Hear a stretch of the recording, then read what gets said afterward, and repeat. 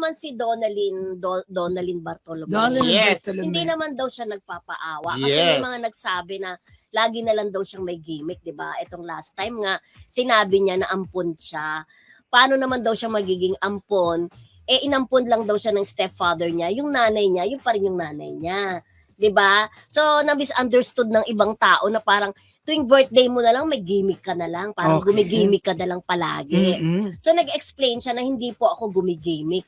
Di ba, hindi niyo po ba pinanood yung buong vlog ko? Tapos sinasabi ko na very blessed ako.